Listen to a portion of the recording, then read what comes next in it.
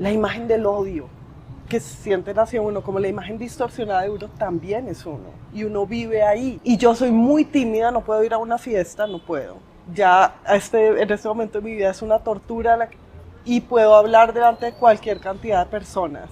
Pero con 4 me torturo. ¿Sabes? Como desaparecer, como ser invisible, tal vez sea la angustia del tímido más que ser visto. Siempre creo que hay una salida de uno, como tú lo has llamado, un desocuparse de uno mismo para salvarse. Nos despierta el sonido del globo que se revienta, Sí, ¿no? eso es lo que yo quiero. O sea, si pincho el globo es porque hay algo mejor que el globo y es ver a través del globo. Tengo que opinar de todo, pero es mi manera de vivir y volvemos al uno y al otro. Yo a veces quisiera ser otra, alguien que se relaciona con las cosas a través del silencio y el desdén de pronto. Wow.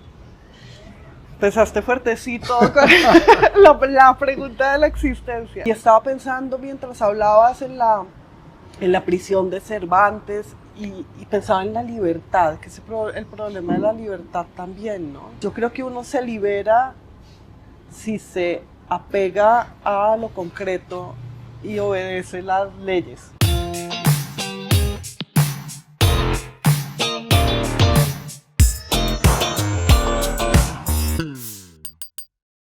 Carolina Sanín es una presencia, una voz muy importante en la conversación pública en Colombia, aunque quizá en lugar de decir una voz solamente deba añadir una mirada.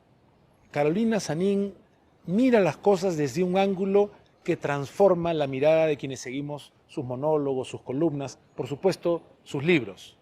Hemos conversado en la Trattoria San Giorgio en Bogotá para Aire Libre con Carolina Sanín. Carolina, qué alegría por fin, después de algunos intentos, poder coincidir y conversar contigo. Muchas gracias, me da mucha alegría también y bueno, aquí estamos. Gracias por invitarme. Te comentaba que en estos intentos, en estas invitaciones anteriores que por cuestiones de tiempos o de viajes no pudieron concretarse, que yo tenía ganas de conversar contigo en aire libre y tenía una sensación de punto de partida, que es el punto de partida que voy a ensayar hoy, ahora que tenemos la oportunidad, a raíz de algo que te escuché decir en una conversación pública que tuviste con Luciana Pecker, con la periodista argentina, cuando estuviste en la residencia de escritores en Buenos Aires, en el Malva. Sí. Y fuimos con Ana a verte al Malva. Y en algún punto de la conversación, tú dijiste algo que a mí me sonó, me quedó así como, ¿qué hay ahí? Y fue algo de lo que no estaban hablando y de lo que no seguiste hablando tanto. Okay. Y esta es la continuación y que ahora entonces sí, vamos a ver qué hacemos con eso. Y dijiste algo así como, en cada uno de nosotros hay un primero y luego hay un segundo. Wow. Okay. Y claro, a cada quien le suena o le resuena pues de donde uno esté. A mí me resonó, a mí es un tema para mí importante. Sí. Entonces me dio esta sensación de, efectivamente, nosotros llegamos a este mundo, nos hacemos una idea de qué va el mundo, quién sabe si construimos una especie de primera versión que va lidiando con, no sé, con hacerse el lugar que cada quien necesite o pueda. Ajá. Pero a partir de un punto comienza, yo no sé si la palabra es gestarse, o comenzamos a reconocer dentro de nosotros que hay otro, que no sé si es nuestra fantasía o por el contrario tiene un componente más auténtico todavía y que ya nos sentimos listos a ofrecer. Wow. Empezaste fuertecito con la pregunta de la existencia. No me acuerdo de qué pensaba en ese momento cuando lo dije, pero claro, puede ser las dos cosas, ¿no? Puede ser que hay un primero y luego otro que lo va cubriendo y que se va construyendo y se va armando, que es el que uno quiere, pero también el que puede, ¿no? Y el que los otros van construyendo en uno. Y las expectativas de uno mismo y de los otros, y las reacciones, y el que se construye a partir de tu interacción con el mundo. Entonces, en ese sentido, uno estaría siempre buscando el primero como su propia pureza, como su original y su grano. Lo que me parece interesante es que ese primero, puesto que no sería el carácter que se ha formado o los resabios que se han formado o el saber que se ha, sería el otro, no sería uno, ¿no? Entonces sería como que en el corazón uno es otro, que uno desconoce, pero ese es el verdadero y primero. Esa es una posibilidad. Y la otra es que ese primero es para siempre un desconocido, tampoco es el auténtico, sino el que ya se perdió, el perdido, y que uno siempre perdió a alguien, a su uno. Y a través del segundo que uno va construyendo, puede llegar a ser el que iba a ser, en todo caso, el que quiere llegar a ser. Pues me encanta que esa pregunta me la haga alguien que un actor, porque es una pregunta sobre la actuación también, ¿no?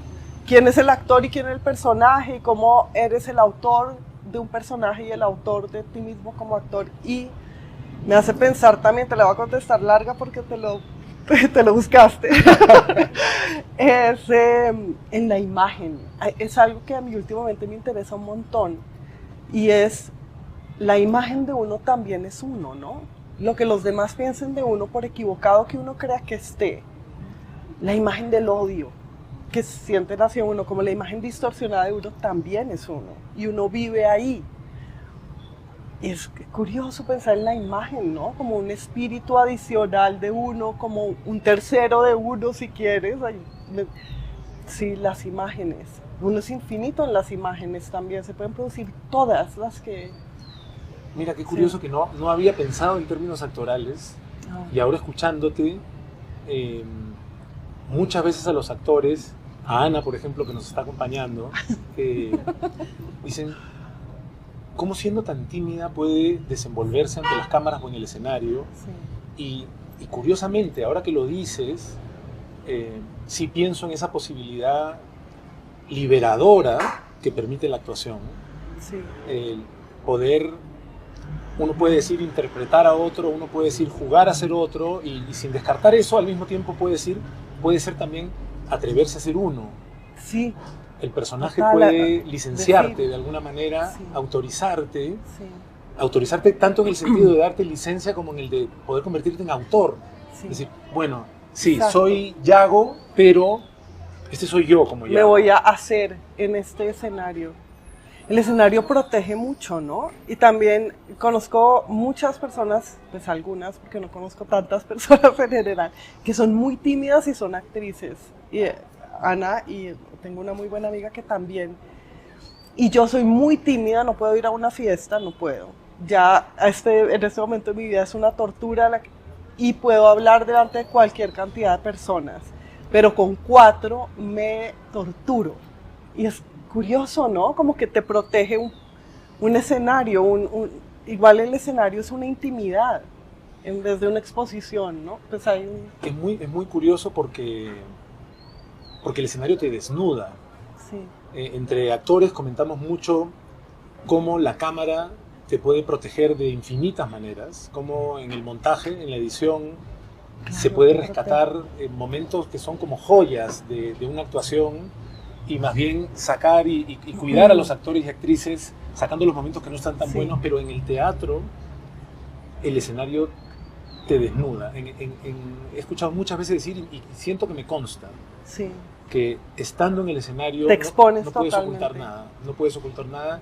Y justamente hemos conversado hace poco con un actor joven colombiano maravilloso, Emanuel Restrepo, y hablamos un poco de eso, de cómo siempre hay una línea quizá delgada, ¿no?, entre exhibirse y exponerse, ¿no? Ajá, claro. O como a veces hablamos de una muestra de arte y decimos, vas a ir a la exhibición, sí, lo intercambiamos con exposición, sí, casi como sinónimos, aunque la diferencia sea tan grande.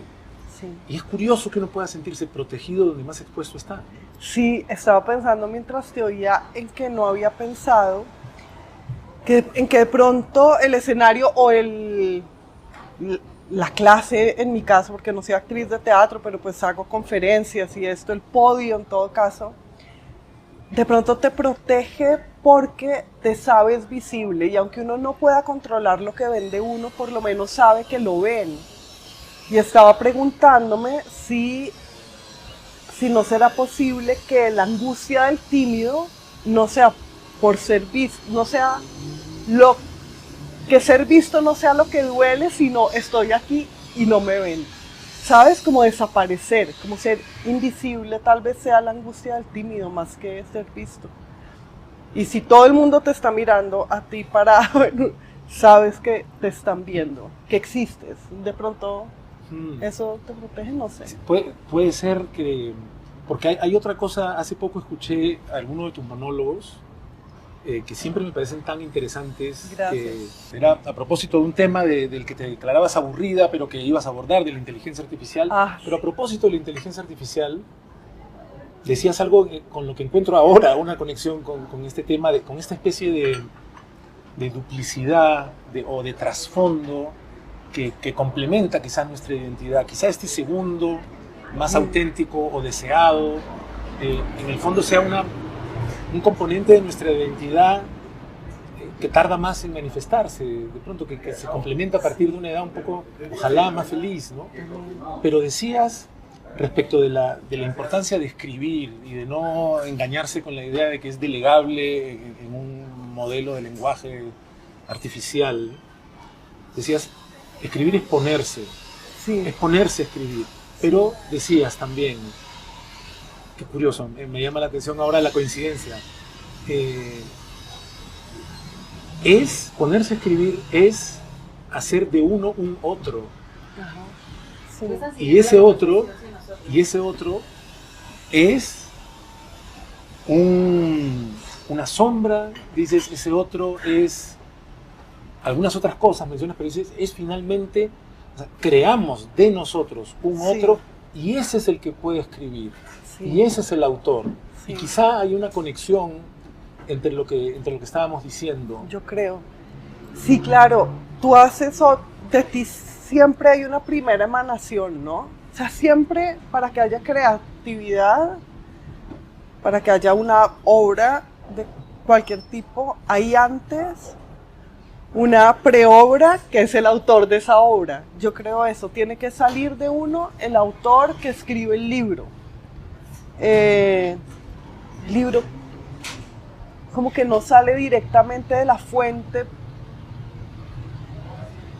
expresiva de uno, sino de alguien que se ha puesto, ¿no? Entonces ahí está ese verbo que es súper interesante porque se necesita, y volvemos a lo de la inteligencia artificial, se necesita un cuerpo para ponerse. Fíjate que el pensamiento no se pone, como que hay una cosa más nebulosa, como de soplidos, pero para ponerse a hacer una obra, sea actuar o a escribir o a cantar, se toma una posición y hay un punto de vista y solo puedes estar sentado en un lugar. No eres ubicuo, ¿sí? Estás encarnado. Y esa encarnación yo la asocio con ese ponerse, siempre hay que ponerse para escribir, hay que escoger un lugar y no otro, pero eso no tiene que ver con opiniones o con el punto de vista como opinión, sino con el punto de vista en un sentido muy anterior, que es desde dónde estoy mirando, desde qué altura, estoy a caballo, estoy en una silla o estoy... Sí, eso siempre está antes de todo, desde donde miras y hablas. Hay algo que vi hace un tiempo y ahora que hablamos de esto, hay una conexión en este libro tuyo, Somos Luces Abismales, Gracias. Que creo que es televisión argentina. Sí, la conseguimos en Buenos Aires. Y seguimos hablando entonces de esta duplicidad, de esta especie de que puede ser una sombra que nos acompaña. Quién sabe si podemos decir que es un espíritu o es alma o es algún otro componente que sin embargo no se manifiesta sin esta materialización de ponerse y de un cuerpo, ¿no? Y dices en un punto aquí, el problema es que uno sabe que contiene algo mayor que uno y no sabe cómo lo menor puede contener lo mayor. El problema es decir, nosotros. Y digamos, leído en clave de lo que estamos hablando, es como vamos por la vida cotidianamente, incluso mecánicamente, disminuidos o en una especie de ser no pleno, no completo, que si nos ponemos a algo, a veces puede ser pintar, a veces puede lo que fuera, Sí, cocinar, escribir, sí, como que convoca o invoca la compañía de esa otra parte que no entendemos cómo puede caber sí, dentro de total, nosotros exacto. y que podría ser, en términos de lo que estamos hablando, este segundo, O el espíritu. este espíritu, este que puede ser autor. Sí, sí. Yo creo que el principal misterio, que es de alguna manera el misterio de la religión y del arte, es eso, de cómo lo menor puede contener a lo mayor. Es decir, cómo podemos tener un alma. ¿Cómo es posible que en mí haya algo que dure más que mi carne, o que dure más que mi pensamiento, o que mi momento, ¿no? Es el misterio y la esperanza de la muerte. ¿Cómo cabe en mí todo el universo? También es el misterio o la teoría del microcosmos. Dentro de cada persona está el universo, y dentro del sistema político está también el sistema planetario, y todos los órdenes se relacionan analógicamente. Y entonces esa es la esperanza, ¿no? Que uno albergue otra cosa que es mayor que uno, la esperanza de la hospitalidad, que es también el misterio de la encarnación de Jesús. Eso es como lo interesante para mí del cristianismo, es eso, se encarnó Dios en un hombre, ¿no? O lo interesante de la hospitalidad de los griegos. ¿Por qué es tan importante la hospitalidad? Porque si dejo a otro entrar en mi casa y hacer como yo, eso significa que dentro de mí siempre hay otro, que es un extranjero. Fíjate, Salva, que entonces la esperanza de ser más que yo, que es la esperanza de no morir, o de alguna manera sobrevivir, salvarse, es la de otro en mí, no la de yo en mí, sino la disolución y la negación de la identidad. Si hay otro adentro de mí, como hay un extranjero que dejo entrar en mi casa, entonces esa figura del otro, de lo desconocido adentro, me hace pensar en la figura del alma en el cuerpo y me hace creer en lo que no se ve. De manera que de alguna forma salvarse o iluminarse, o como sea que nos refiramos desde cualquier tradición, Sí, a ese tránsito, a ese contacto con lo trascendente, implica desplazarse. sí, Y desplazar a ese primero, sí. o a esa primera, que es una especie de... A menos que esa sea la segunda y no la primera.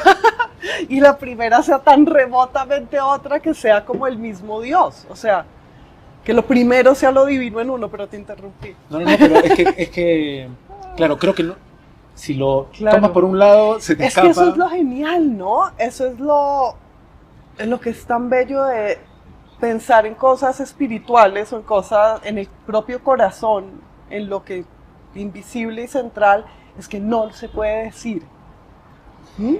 Y este desplazamiento creo que ha sido hace poco, porque al menos lo he visto en la red, en YouTube hace poco, una conferencia, unas palabras que compartes en un auditorio, no sé si en Envigado, creo que es un festival de filosofía, que hablaste del ocio, de la importancia sí. del ocio, de la importancia del ocio y para la creatividad, y comienzas hablando del prólogo del Quijote, ¿no?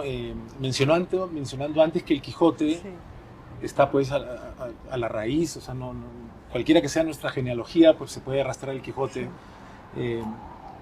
Y Cervantes comienza con esta palabra que tú luego exploras, que es desocupado lector, Sí. ¿no? Se dirige al desocupado lector, y tú hablas de esta doble acepción. Sí. Una es, bueno, estás libre de ocupaciones, estás ocioso y por lo tanto me puedes leer, pero está la otra, que creo que se relaciona más con lo que estamos conversando, Totalmente. ¿no? Si estás desocupado, Tienes espacio. tienes espacio, Sí. hay un vacío en ti. Sí. Y solamente puede existir ese vacío si de alguna manera te sacas un ratito a ti mismo, Sí. de ti mismo, dejas de estar enrollado en ti y te Uy, permites sí. observar, ¿no? Sí. Y es bien interesante porque Cervantes en las partes iniciales de ese prólogo, además de decir eso, dice algo así como disculpen la pequeñez, ¿no? Perdonen, pero dice algo así como, de acuerdo a las leyes naturales, nada puede crear algo que no sea semejante a sí Sí, mismo. sí, Y dice algo sobre su ingenio como si fuera mal cultivado. sí. ¿No? Solo podía dar un hijo seco, avellanado, Sí, ¿no? sí. Como quien nació en la cárcel. Perdonen, Sí. de mí, que no me he cultivado lo suficiente y que mi ingenio pues, no sirve para mucho, solo podría salir algo como esto. El Quijote, Sí. que es otra vez lo mismo, pero que creo que se aplica, él mismo creo que lo dice, no solo se aplica al lector desocupado, sino a él como autor, que hace una mención inmediata, decir, estas cosas se me han venido ocurriendo porque estuve preso un par de veces, Sí. estuve en un calabozo incómodo, ¿qué podía hacer? Sí, que podía. Como no podía hacer nada, han venido estas ideas a mí. Luego dice también, estas se pueden encontrar en la contemplación, etcétera, y termina diciendo algo así como en la quietud. Entonces, hay una conexión entre hacer un vacío, estarse quieto y volvemos para poder Sí. ponerse, ¿no? Para poder Sí. ponerse y conectar con algo que no sé si tú compartas esta sensación. Yo ya no sé si pienso o siento o las dos cosas, que es la vida real, Sí. que a lo que accedemos a través del arte Sí. es algo que una vez que lo experimentas dices, "Ah, es que esto era lo cierto", como Sí. cuando, alguna vez lo he comentado, como cuando sales de un teatro, de ver algún espectáculo teatral que de verdad te ha remecido y al salir a la calle sientes que has dejado la realidad adentro Sí. y que estás volviendo a algo que no tiene esa misma densidad, ¿no? Sí. Sí, estaba pensando en eso que dices, y para mí es la salvación por lo concreto, o sea, la salvación por la materia, por la atención a la materia. Y yo creo que para mí el arte es eso, es la conexión con el color y el sonido y la concreción de la forma. Y creo que si uno está presente en la forma y deja que en la forma de lo otro, en la forma de esa, de esa hiedra de tela que tenemos atrás, que está rarísima, bien, y dejas que te penetre de alguna forma y te empieces a relacionar afectivamente con eso que te importe, que es el proceso de enamoramiento, supongo, con las cosas, entonces ahí por fin dejas de ser tú en un momento y te salvas. Y te salvas porque te pusiste, nuevamente lo de ponerse, te pusiste en la hiedra, o te pusiste en los sonidos, la música que escuchas, o en la obra de teatro que estás escuchando. Pero siempre creo que hay una salida de uno, como tú lo has llamado, un desocuparse de uno mismo para salvarse. Y estaba pensando mientras hablabas en la prisión de Cervantes y pensaba en la libertad, que es el problema de la libertad también, ¿no? O sea, yo creo que uno se libera si se apega a lo concreto y obedece las leyes, como la ley de la gravedad, quiero decir, o sea, si es consciente de la ley de atracción y la ley de la muerte, que son básicamente las dos que cumplimos. Entonces, el ponerse y el estar es la manera de liberarse. Leía hace poco en una novela que me pareció muy buena, creo que fue en esa que acabo de leer, cómo las manos de un pianista virtuoso son mucho más libres que las mías, que no sé, que las de alguien, decía, cautivo por la escucha de la música y admirador de la música. O sea, ese penetrar en lo material del quehacer, del hacer algo, la maestría, la obediencia a una perfección o excelencia o lo que sea, creo que eso es como la libertad, ¿no? Yo últimamente he pensado como este cautivo, es algo que me preocupa mucho, el estar cautivo siempre, y entonces el tema de que el Quijote, esa cosa de libertad y cautiverio haya nacido en la cárcel, o Cervantes diga que haya nacido en la cárcel, es tan importante, ¿no? Porque además está el tema del fuero interno. Entonces, uno dentro de uno, ¿qué libertad tiene? Supuestamente toda. O sea, y él dice en ese prólogo, le dice al lector, porque sabes como tú eres libre, que no te guste este libro, decir lo que quieras, porque como se dice, bajo mi manto al rey mato. Y entonces caes en la cuenta de, claro, yo puedo hacer y ser lo que quiera en mi imaginación o dentro de mí, todo, ¿no? Que es tan precioso. Y sin embargo tan difícil porque es un territorio, el fuero interno. Es un fuero, el fuero interno, una legislación también y un reino que también hay que conquistar. Tampoco está dado, ¿no? Y creo que se nos arrebata, ¿no? Ahora completamente. Te escuchaba y recuerdo una vez me tocó grabar aquí en Colombia una serie en la que teníamos una cantidad larga de escenas en prisión. Ajá. Y nos llevaron a una prisión. Sí. Cosa que no es la mejor idea en una producción audiovisual, es como querer hacer una escena de clínica, ir a una clínica, es como, no es una buena idea. Pero nos llevaron a esta prisión y había una especie de pabellón pequeño que estaba libre. Ajá. Yo no sé si lo liberaron para la producción, si la producción pagó y se lo cedieron. No había presos. O había escasez de presos, como fuera, estábamos los de la producción. Y como al segundo o tercer día, no sabía bien yo qué cosa estaba sintiendo. Ajá. Estaba sintiendo algo distinto. Sí. Y no podía saber qué. Me resultaba muy difícil entender qué cosa está pasando acá. ¿Y como miedo te daba o qué? Muy al contrario. Ok. Hasta que me di cuenta que era. Wow. No había publicidad. Wow. No había publicidad. No había ningún esfuerzo sistemático por meterse en tu cabeza. Por meterse en mi fuero. ¡Wow! ¡Genial! Y entonces lo que sentí era libertad. Una liberación. Sí. Que creo que se parece, yo sé que la pandemia obviamente ha causado muchísimo dolor, hay vidas que terminaron, vidas que han quedado marcadas, pero también yo creo que ha habido personas que pueden decir, qué alivio que hayan parado todo, que me han encerrado un rato. Yo lo extraño mucho, en realidad, la cuarentena, sí. Entonces es curioso, hay como, yo no sé si geométricamente se explique como un juego de espejos, pero hay en el afuera, en el que supuestamente somos libres, una cantidad de encadenamientos y de obligaciones y de ataques a nuestra propia mente y a nuestra atención que nos sacan de nosotros de una manera que no es edificante. Total, y que nos separa del primero y del segundo, o sea, que nos aboca a un tercero que es nosotros construido por lo mediático, por una red y nosotros atrapados en esa red y cada vez más, ¿no?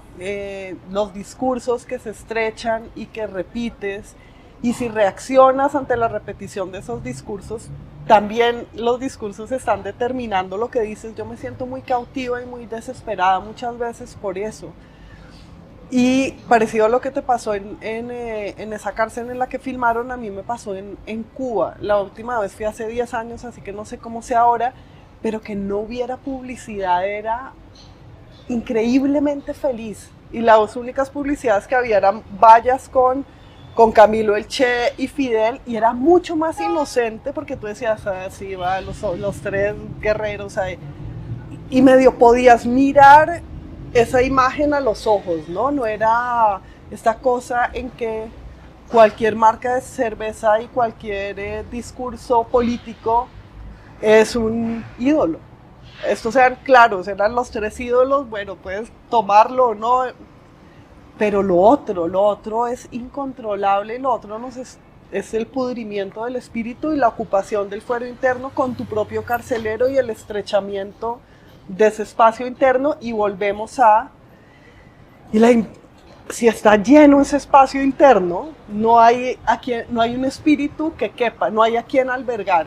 Uh-huh. Y tú a ti mismo no te puedes ni sacar ni meter porque estaba aturdido. Claro, y hoy es mucho peor porque por la tecnología imperante, que ahora sí se ha colado en resquicios a donde antes no llegaba. Supongo que en cada época nos escandalizamos con los avances tecnológicos que causan esto, pero en el momento en el que estamos al menos, ya con el algoritmo, que en teoría nos lee de tal forma que supuestamente es capaz de predecir aquello que preferimos o que nos gusta o que queremos ver a continuación, con lo cual es una especie de, se supone que es una especie de espejito nuestro, y de ahí, bueno, las cámaras de eco y todas estas cosas, pero entonces nos llena de una lectura particular de nosotros mismos. Sí. O sea, nos lleva todavía más a la dirección de la que tendríamos que apartarnos.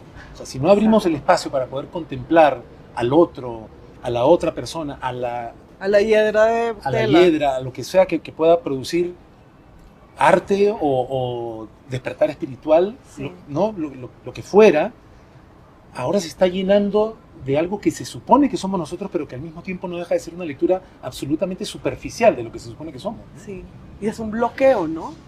Si tú no puedes relacionarte con las cosas directamente, sino a través de todo este muro, este mural publicitario, y por publicidad entiendo también la política y también el periodismo, entonces nunca puedes llegar a las cosas.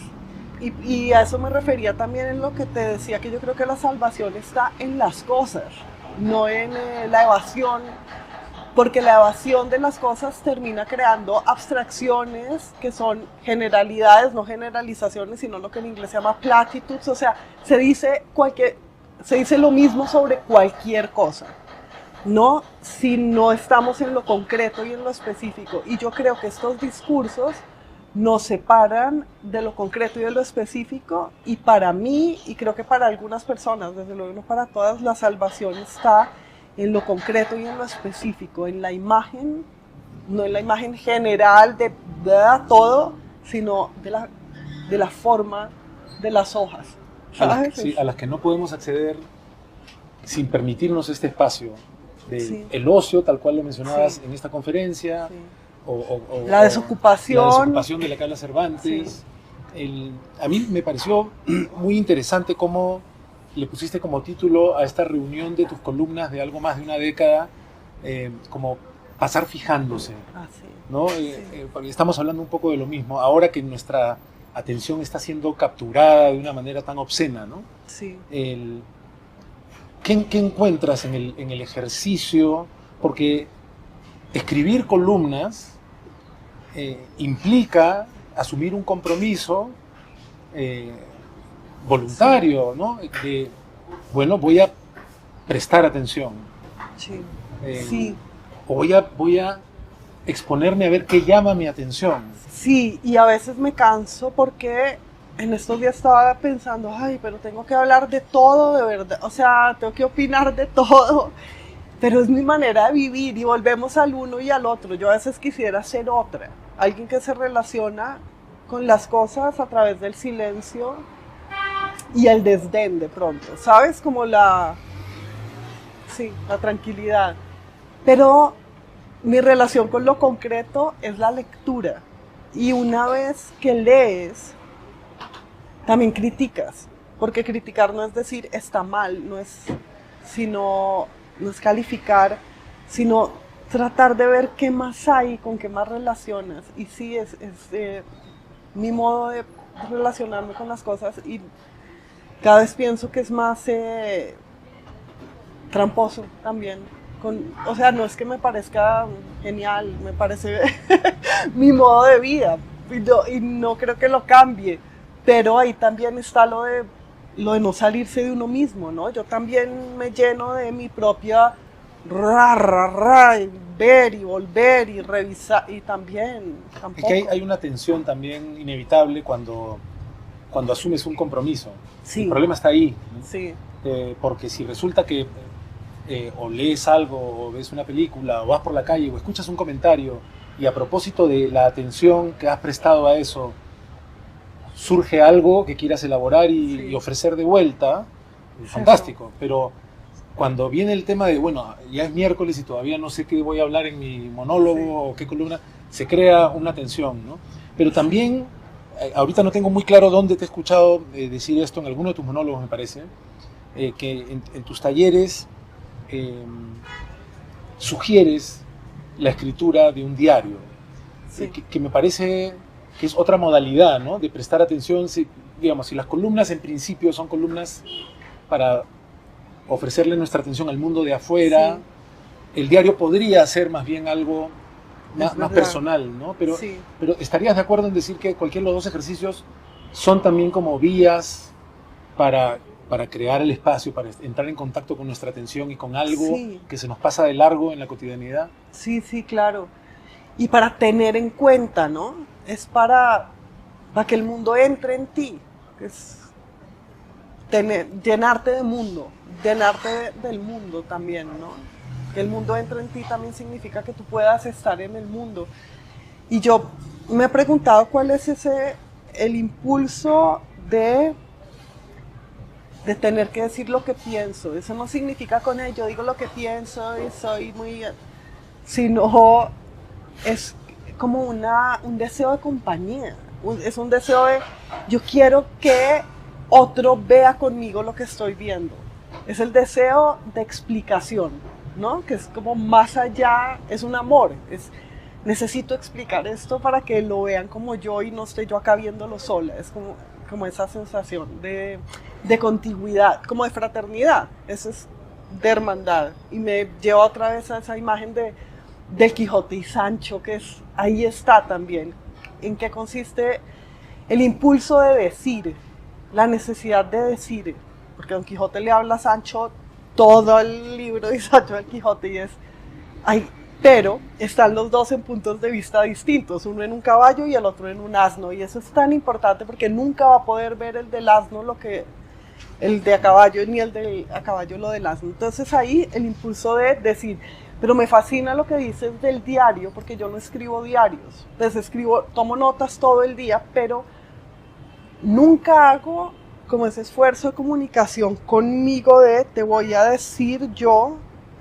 o quien quiera que sea este querido diario, esta entidad que te imaginas, cuál es el secreto de mi corazón, y voy a hacerlo. Lo he pensado varias veces en hacerlo, y creo que sí, en parte quiero que me hablen mis estudiantes de esto, porque quiero saber yo misma cómo es ese otro espejo, ese corazón en la mano, ese verse uno, ponerse delante. ¿Tú escribes diarios? Lo he intentado varias veces, nunca lo he podido sostener, pero reincido y últimamente he comenzado a escribir pequeñas cosas, porque siento que, o sea, me he dado cuenta de que es algo que hay que cultivar. Sí.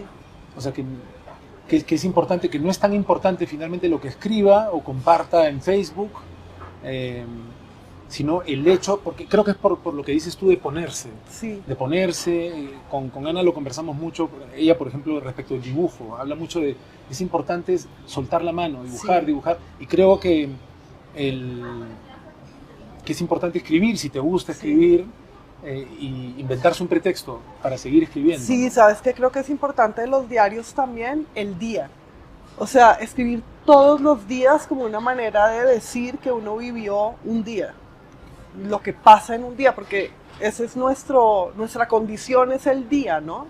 Nosotros lo único que podemos conocer siendo mortales y estando encarnados es qué es un día, ese arco del sol y la recurrencia, todo está en un día. Y yo creo que si uno escribe un diario, escribe hoy y mañana también consciente no solo de la escritura y no solo de uno, sino de el diario, de lo diario, entonces seguro que alcanza a conocer como que es la vida un poco de otra manera. Hagámoslo, hagamos el plan de escribir diarios y contarnos cómo nos va. Hay algo que encuentro en ti, en tu trabajo, en tu participación de la conversación pública, si se puede decir así, que es, y que creo que es algo de lo que siento que alguien podría como decir, Carolina Sanín se caracteriza por, y una de las palabras que yo elegiría es por una radicalidad. Entendida, me estoy refiriendo casi de manera literal, siento que hay en ti... que le das una importancia a la raíz de las cosas, a tratar de usar la palabra precisa, sí. de llamar la atención incluso sobre ti misma, a veces en tus propios monólogos, porque he dicho esta palabra, a veces ¿no? me salen unas tonterías que yo...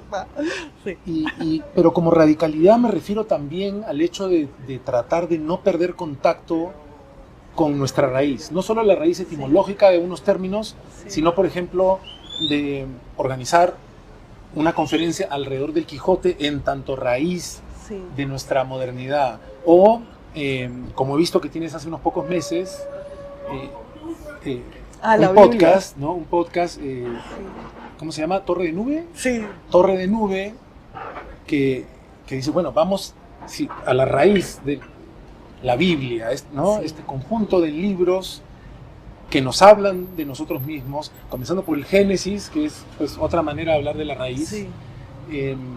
Y creo, porque te escuchaba ahora y decía, porque creo que hay una búsqueda de un disfrute particular que creo que puede ser esquivo, que es el disfrute de que yo lo pondría quizá como algo así como, ¿cierto que la realidad es así?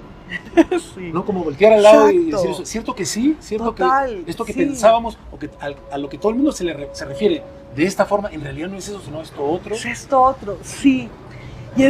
Y vuelve a hacerlo de ver las cosas en ellas, que es lo mismo de ver las palabras en ellas, ¿no? Por ejemplo, entonces, ¿qué es la raíz? La raíz tiene más o menos la misma forma que la planta, pero al revés.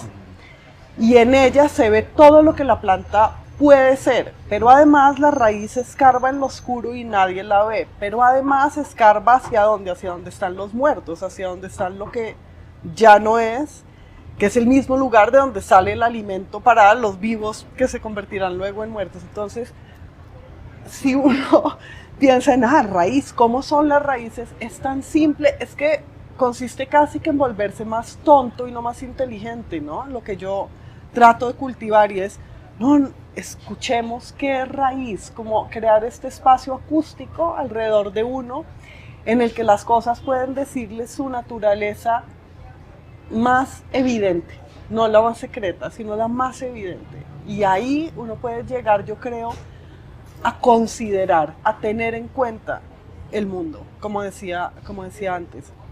Entonces eso. Y usar las palabras con sus propios significados para mí es como cultivar eso, ese respeto y ese amor y ese cuidado de la forma, ¿no? Del signo.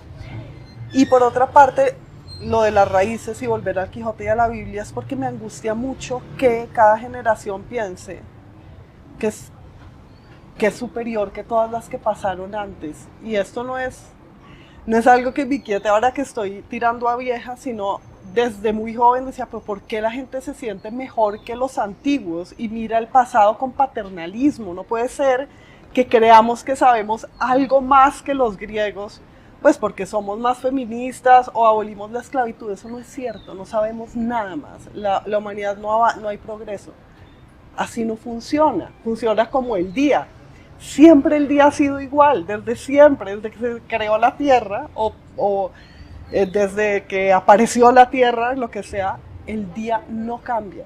Y yo creo en eso, creo que no hay un progreso, somos mejores que antes, por lo menos ahora consideramos. No, eso no significa un progreso esencial.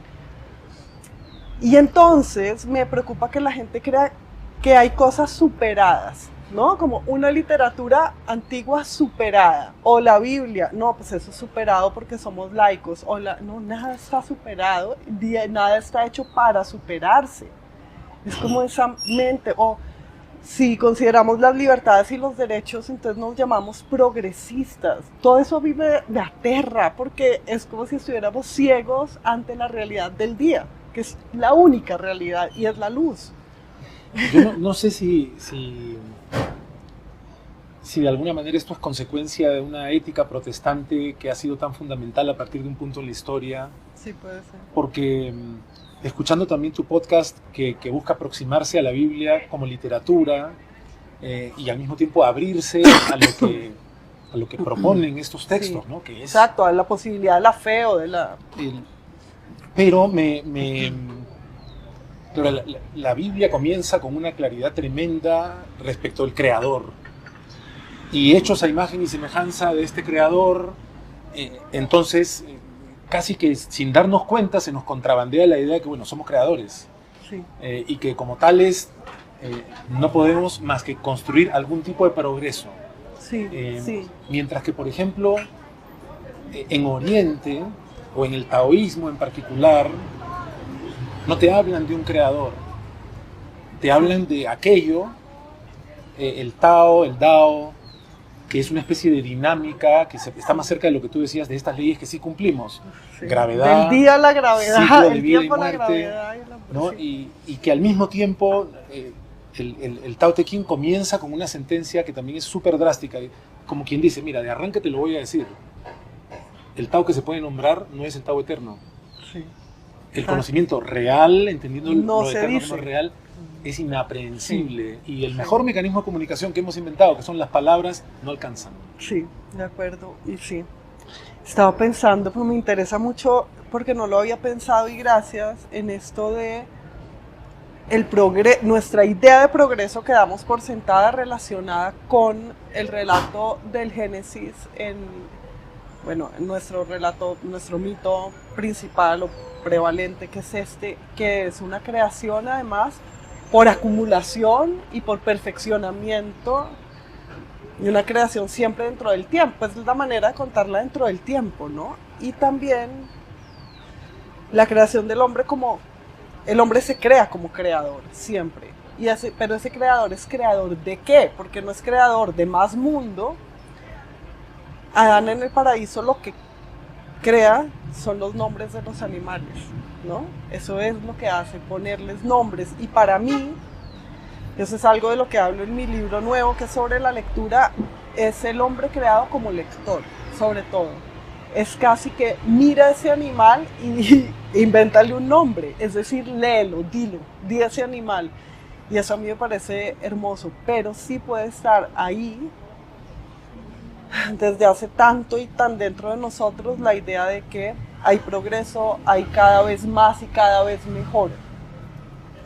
Más conocimiento. ¿Se puede quitar uno eso? Y más control. Sí. Y fíjate que uno sabe que está decayendo todo el tiempo y pudriéndose y envejeciendo, pudriéndose no tanto, pero envejeciendo y empeorando. Y entonces son dos cosas que rinden, la decadencia y él cada vez más y cada vez mejor. Porque no es cierto, nunca somos cada vez mejor de nada, ¿no? Que eso cada vez peor, pero bueno. Y cada vez menos. Da la sensación, con Ana estamos atentos a tus monólogos. Gracias. Da la sensación de que podríamos abordar cualquier tema. Ay, o que cuando va a aparecer tu monólogo, no se anda preguntando pues, ¿esta vez qué? De qué va a hablar. Siento que tú ofreces algo tremendamente valioso. Gracias. Que es un ejercicio sofisticado, generoso, de alguna manera, desde tu punto de vista, decirnos, ¿cierto que es de otra manera? Se han puesto a considerar que es esta otra cosa, este otro lado, este otro perfil. Y me da la impresión de que contra la ilusión de que vamos mejorando de manera incesante, tu presencia y tu voz generalmente nos llama la atención sobre lo contrario, sobre cómo estamos dejando de valorar, dejando de mirar, dejando de detenernos y de crear ese espacio interior que nos puede permitir observar, desocuparnos, sí, como la invitación del prólogo de Cervantes en El Quijote, de sacarnos un poquito, de limpiar el closet para tener espacio y entonces vivir. Creo que eso es, gracias.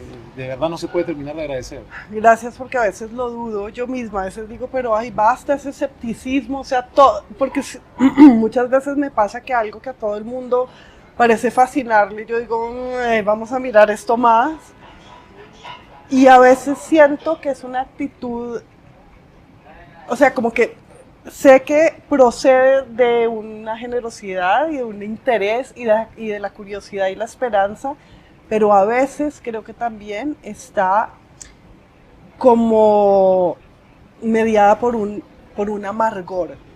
Pero luego me acuerdo de lo buenas que son las cosas amargas, del café y de las cerezas, y entonces vuelvo a creer que está bien, pero yo misma me muevo como entre, bueno, vamos ¿cómo hago esto menos pesado, ¿no? Esta manera de leer el mundo, pero entonces ahí voy entre una cosa y otra, tratando de regular mi acidez, como el Pero estómago. bueno, sí, pues alguien puede decir que no es grata la tarea de estar pinchando globos, ¿no?